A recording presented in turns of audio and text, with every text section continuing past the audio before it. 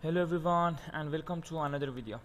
In this video I'm gonna show you how to console to your VPS by control panel in Ded9.com. If you haven't registered in this site and if you want to console to your VPS in your client area or control panel, you should choose the services and choose the active server and scroll down.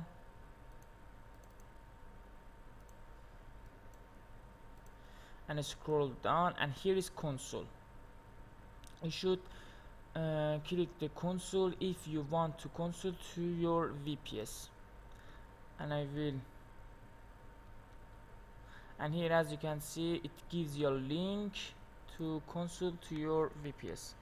You should click it, and as you can see, I connected or I console to my server.